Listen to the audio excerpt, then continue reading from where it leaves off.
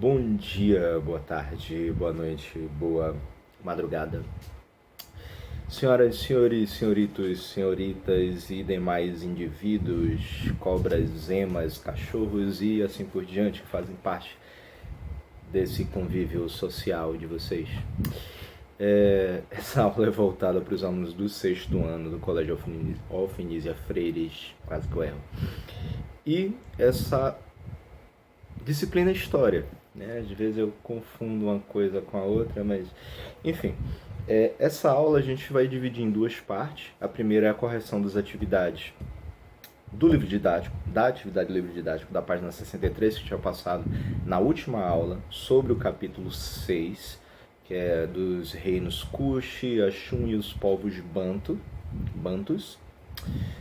E depois a gente vai introduzir a ideia sobre as mitologias africanas, mas a gente vai dividir essa aula sobre as mitologias africanas em 3 partes, que é essa introduçãozinha agora, e depois a gente vai falar sobre a religião Banta, a religião Yorubá e a influência das religiões africanas no Brasil, mas isso mais pra frente, tá? Então, para começar, vamos lá. Temos lá a correção da página 63. As respostas que eu vou dar aqui, para não precisar levar uma aula inteira respondendo, eu vou usar as respostas que estão no próprio livro didático, tá? Do professor, claro, esperto. Mas é suficiente para vocês darem uma acompanhada, tal, ter um apanhado geral sobre as respostas que vocês precisam aí nessas atividades. Beleza? Então, a primeira questão diz o seguinte: a África foi e ainda é um continente com grande diversidade cultural? Justifique. Página 63, viu? Aí a resposta é sim. Os povos que viveram na África desenvolveram diferentes culturas e modos de vida que, ao longo do tempo, foram transmitidas para as gerações seguintes. Claro que essa ideia sobre diversidade cultural vai muito para aquela questão de que a gente tem o continente africano sendo gigantesco, né? Então, só aí você for parar para pensar, só o Brasil, que já é enorme, há uma diferença enorme também sobre a cultura de diversos estados. Imagine a África, daquele tamanho todo, a quantidade de povos, a quantidade de reinos que existiram lá, a quantidade de culturas que se originaram a partir de lá. Então, com certeza, a resposta é sim. Segunda questão. Segunda questão é o seguinte: represente a organização da sociedade cuxita em uma pirâmide social de acordo com os passos a seguir. Registre quais e quantas eram as camadas sociais do reino Kush. Desenhe uma pirâmide e divida na quantidade de camadas sociais no reino do Kush. Numere cada parte da pirâmide, crie uma legenda, fazendo a correspondência entre essa numeração e as camadas sociais. Lembre-se que quanto maior o poder e o prestígio de uma camada social, mais próxima do topo da pirâmide ela deve estar. E aí, na verdade, vocês vão fazer uma divisão. Vocês fizeram, porque eu sei que vocês fizeram essa atividade. É uma divisão em 6 partes, né? A primeira, que é a mais alta, vocês vão colocar juntos o rei e a nobreza. Tem um negócio no meu cabelo aqui, né? Tem um negocinho branco aqui. Se não for cabelo branco, rei e nobreza vão estar lá no topo da pirâmide. Ó, vocês fazem a pirâmide. Sabe como é que faz a pirâmide? Sabe, claro. Estão lá no topo da pirâmide. No segundo escalão, logo abaixo do rei e nobreza, na segunda camada, vocês vão ter os funcionários públicos e os chefes militares. Na terceira camada, os sacerdotes. Na quarta, os comerciantes. Na quinta, artesãos e soldados. E na sexta, os camponeses. Existem ainda os escravos, que eles podem ser colocados juntamente com os camponeses, ou até mesmo ser criada uma sétima camada para poder colocar eles. Só que quando a gente para pensar que qual é o formato de uma pirâmide, como é que costuma ser o formato de uma pirâmide, né? A base, ela vai ser sempre bem maior do que o restante, né? Então, e aí, como é feio. Mas e aí, a quantidade de escravos que existia nesses reinos geralmente era muito pouco. Geralmente essa escravização acontecia com os prisioneiros de guerra, dos reinos derrotados e tudo. Então se pegava essas pessoas eram escravizadas, mas a quantidade era muito menor do que a de camponeses. Então por isso que algumas vezes dentro dessa pirâmide eles se colocam junto com os camponeses ou nem mesmo se refere a eles, porque senão ia ser um pedacinho aqui para poder chegar aos camponeses uma base bem maior. Enfim, terceira questão. Responda as perguntas a seguir sobre a organização política, o desenvolvimento cultural e econômico dos reinos do Egito, Cush e Axum e sobre as migrações e metalurgia do povo banto. Qual é a resposta, professor? E aí a gente tem lá a letra A. Tanto no Egito quanto em Cush, a forma de governo era monarquia teocrática. Vocês lembram, né? Monarquia, rei, teocrática, teocracia é Deus acima de todos, né? O Deus é quem manda em todos os trâmites políticos. E como o rei é o enviado de Deus, então por isso que se diz que é uma monarquia teocrática. O que caracteriza esse tipo de governo? Aí tem lá. Na monarquia teocrática, o soberano é considerado um Deus vivo. Essa crença reforçava o poder dele sobre a sociedade. Era tipo tem um cabelinho aqui. Era tipo o representante de Deus na Terra. Basicamente era isso, né? Letra B. Quais são as características comuns entre a organização social egípcia, cuxita e axumita? Nas três sociedades havia poucas chances de mobilidade social. Eles não conseguiam sair de uma camada da pirâmide para outra. Muito dificilmente isso acontecia. Os nobres ocupavam posição social privilegiada e os artesãos posição social intermediária. No Egito e em Cush, a camada mais numerosa eram os camponeses. Já em Axum, eram os escravos. Já em Axum, eram os escravos. E aí a gente tem uma lógica sobre isso, porque o reino Axum, ele foi um tipo de reino que acabou tendo uma quantidade maior de guerreiros. A conquista do território que eles fizeram, a maior parte do território que eles obtiveram foi através da conquista por esse poderio militar que eles tinham, por esse poderio ofensivo, poderio bélico. Então, por conta disso, eles acabavam alcançando mais locais, que tinha mais gente, e escravizavam esses derrotados dessas guerras, né? Letra C. O que diferencia a religião difundida no reino Axum, a partir do século IV, da religião do reino de Cush? A partir do século IV, a religião cristã foi introduzida em Axum. Vocês lembram, né? O cristianismo é uma religião monoteísta. Monoteísmo. O que é o monoteísmo? Mono significa um. Teísmo é a ideia de Deus. Então, é a crença na existência de um único Deus. O monoteísmo é isso. Diferentemente da religião que prevaleceu no reino de Cush, que eram politeístas. Poli significa vários. Então, monoteísmo, um único Deus. Politeísmo, vários deuses. E a letra D, com base no que você aprendeu sobre Axum, escreva um parágrafo explicando a relação entre o desenvolvimento comercial e o intercâmbio cultural naquele reino. Aí uma resposta um pouco mais pessoal, mas aqui ele direciona da seguinte forma.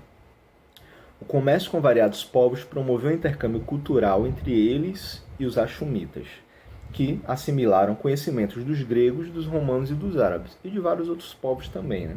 Principalmente por conta da posição estratégica que eles tinham que facilitava com que eles tivessem acesso aos árabes, né? Aquela península árabe, né? Quarta questão, leia o texto a seguir e faça o que se pede. O texto não é grande, mas eu não vou ler não. De acordo com o texto, qual é a origem das línguas bantas?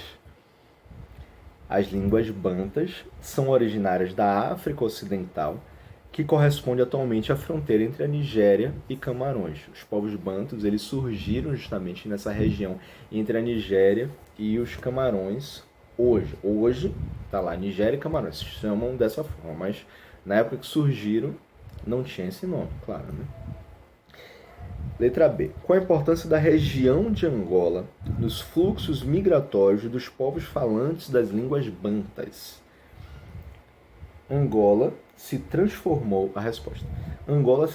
em um centro a partir do qual os povos falantes das línguas bantas se espalharam pela África. Foi a partir de Angola que eles começaram a arrumar para vários outros locais. Letra C. Apresente algumas características mais importantes do modo como as sociedades falantes das línguas bantas se organizavam. E a resposta: os bantus viviam em aldeias, em casas de madeira e barro socado cobertas com sapé. Eram agricultores, caçavam e pescavam. Eles desenvolveram técnicas de elaboração de ferramentas e expressões artísticas. Não é à toa que se acreditava que eles dominavam a metalurgia, né? Mas depois se descobriu que eles foram influenciados, foram descobrindo isso ao longo do tempo. E a quinta questão. De acordo com o conhecimento adquirido, responda. O termo banto refere-se a um único povo? Não. Termo banto, com significado de povo ou seres humanos, está presente em diversas línguas africanas. Por isso que se chama povos bantus e não povo banto, um único. É por isso que os bantus, diferente do restante do capítulo 6, que a gente vai falar sobre o reino de Cuxi, reino de Axum, ou seja, são territórios que recebem um único nome, né? Mas, nesse caso, o processo de formação dessas sociedades influenciadas pelos povos bantus aconteceu de uma forma diferente. Então, o território em que eles acabaram ocupando ao longo do tempo, ao longo dessas conquistas, dessas andanças, desse nomadismo, originou diversos reinos, diversos territórios autônomos, mas com um povo originário em comum, um tronco em comum, né? É como se você tivesse justamente um tronco banto, e através desse tronco ele faz diversas ramificações, crescem diversos galhos que vão se espalhando e ocupando vários outros locais, né? Então, vai ser mais ou menos dessa forma que as coisas vão acontecer. E aí a gente inicia lá o capítulo 7 na página 64. As mitologias africanas.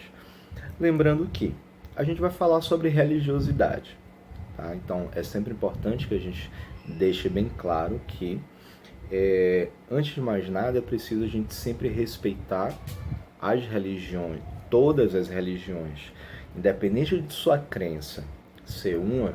Eu acredito em Deus, mas meu coleguinha aqui do lado acredita em orixás, Xangô, Iemanjá, Yansan, Obatalá, Obaluayê, e assim por diante, né? Ogum, Oxalá, pronto.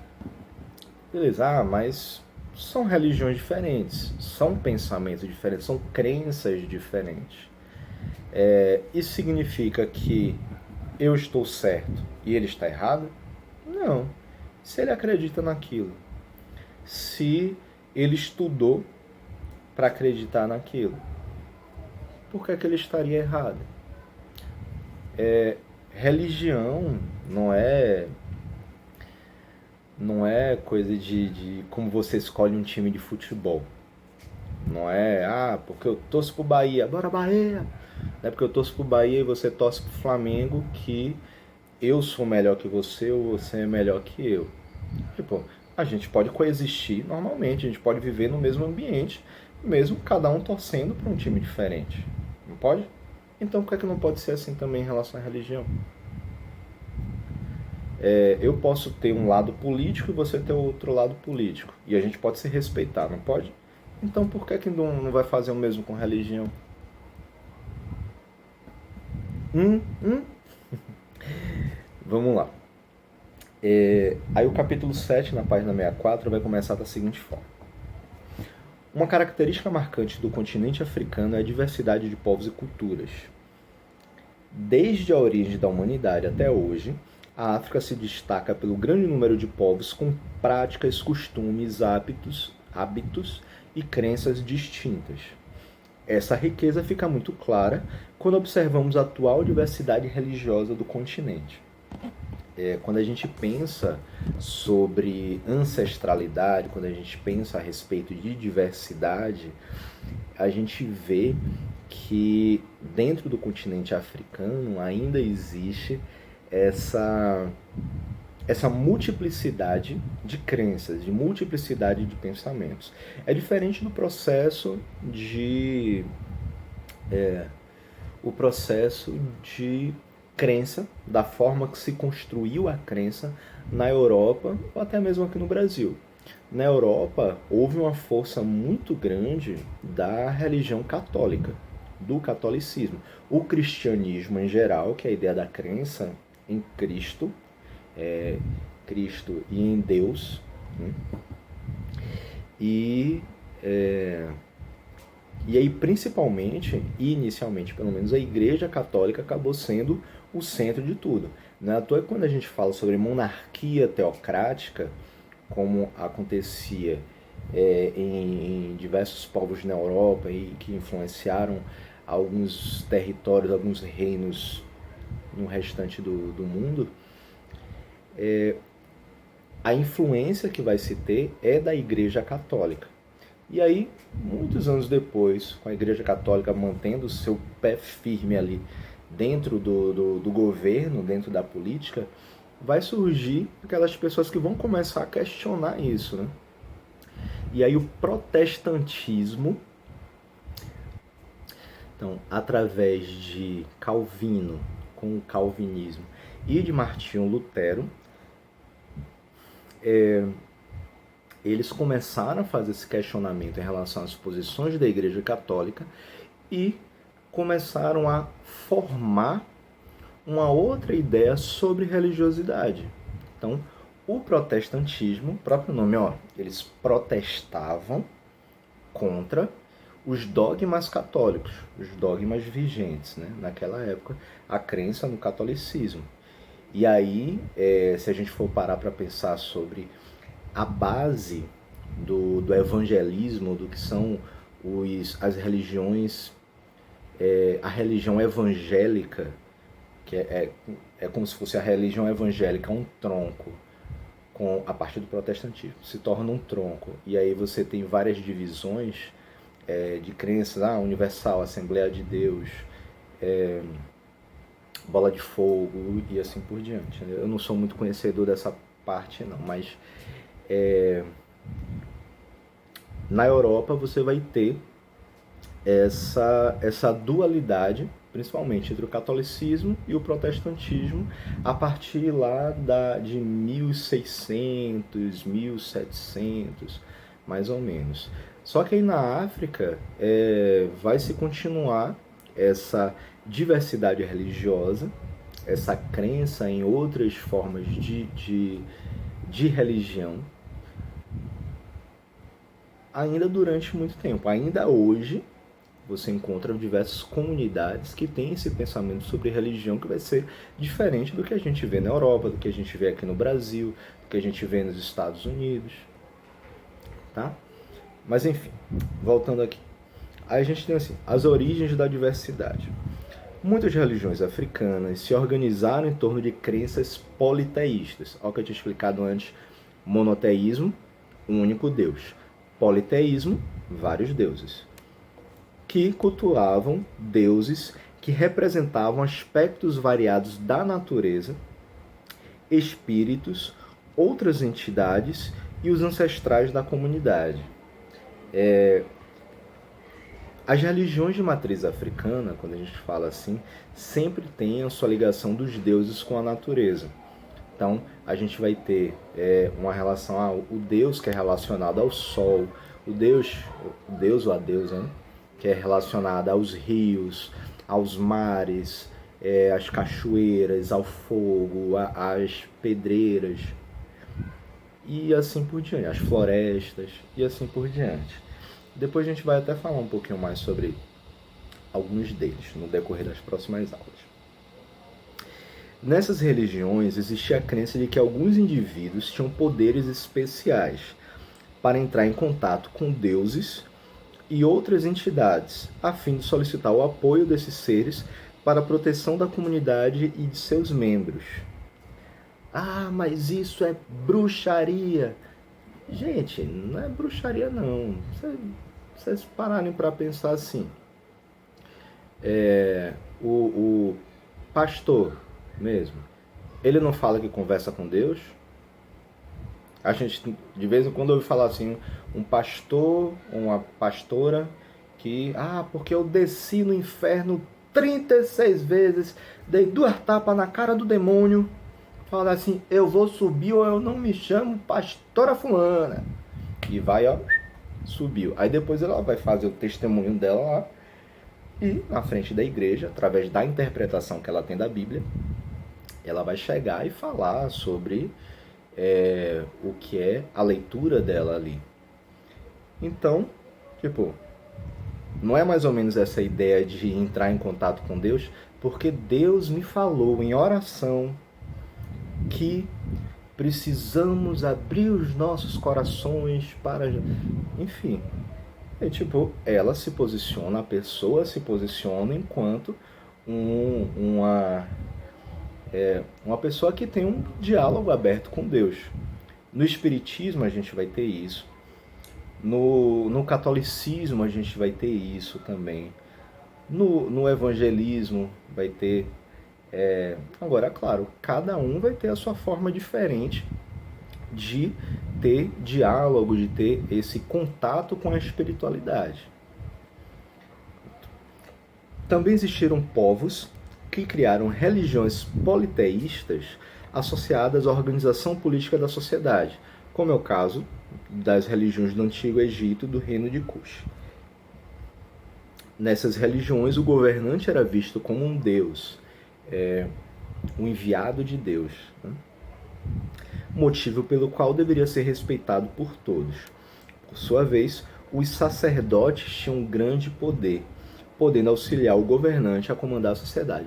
Os sacerdotes vão ser aquelas pessoas que têm realmente esse contato mais espiritual com Deus ou com os deuses, né? Os sacerdotes é como se a gente fosse parar para pensar assim, entre os evangélicos, os sacerdotes seriam os pastores. Entre os católicos, os sacerdotes seriam o padre, freira, bispo, o papa e assim por diante, né? Então sempre são aquelas pessoas ligadas à religião que estão mais próximas, e geralmente são aquelas que estão pregando, que estão distribuindo a palavra de Deus, digamos assim, ou de Deus ou dos deuses em geral. Além das religiões criadas pelos povos africanos, muitas sociedades foram influenciadas por religiões de outras partes do mundo. É o caso do reino Axum, né, que a gente vai ter lá a influência da religião católica. Os maiores exemplos são as religiões monoteístas, como o cristianismo e o islamismo, que se disseminaram pela África ao longo do tempo e atualmente são as maiores religiões do continente. Nesse capítulo, vamos estudar as duas manifestações religiosas importantes, duas religiões importantes na África, a religião Banta Ó, os povos bantus, religião banta, ó, tem ligação aí. E a Yorubá. Elas são importantes para entender não apenas a forma pela qual as sociedades africanas se organizaram ao longo do tempo, mas também a cultura brasileira. Porque o processo da formação de nossa sociedade, como teve muita influência dos povos negros africanos que foram escravizados e trazidos para cá, quando eles vêm para cá, ainda que de forma forçada, eles vão estar trazendo junto a sua cultura, a sua religiosidade, o seu conhecimento da natureza. Tá? Por conta da escravidão, ó, fala logo embaixo aí. Por conta da escravidão, muitos indivíduos bantus e urubás foram trazidos para a América. Assim, suas crenças influenciaram a cultura brasileira, dando origem às chamadas religiões afro-brasileiras. Beleza? Então, nas próximas aulas a gente vai falar sobre a religião banta, vai falar sobre a religião iorubá. Se vocês quiserem já começar a ler, tentar entender um pouquinho mais, seja no livro didático, seja fora dele, vamos lá, vamos se despir desses preconceitos, vamos tentar deixar de lado essa ideia de que só existe uma religião, só pode existir um único Deus, tá? Respeitando sempre a crença do outro. Tá? A gente nunca pode deixar de falar sobre isso. Não é porque você acredita em Deus, não é porque você é católico que você vai ter preconceito contra quem é evangélico, quem é candomblessista, quem é umbandista, quem é espírita, ou porque você é evangélico e precisa ter preconceito com as outras pessoas que acreditam nas imagens sagradas, que enxergam as imagens como algo sagrado, já que os evangélicos eles têm essa questão da não adoração às imagens. Ou, por exemplo, você que é candomblessista e de repente tem a ideia de que, poxa, é porque a gente sofre muito preconceito e aí a gente precisa também se fechar em nosso mundo e não se importar com quem é evangélico, com quem é católico. Claro que isso é difícil acontecer porque se a gente for falar em quantidade de pessoas que professam a sua fé, salvo engano, o catolicismo ainda é hoje da maior parte da população, que vai ser em torno de 50 e poucos por cento, os evangélicos têm em torno de 30%, e as demais religiões só bem pequenininho. Candomblecistas e umbandistas tem em torno de 2%, 1,5% da população brasileira somente. No mundo de 230 milhões, bem pouquinho, né? Mas isso muito acontece por conta da perseguição que essas pessoas acabam sofrendo por ter uma religião que muita gente ainda enxerga como algo inferior.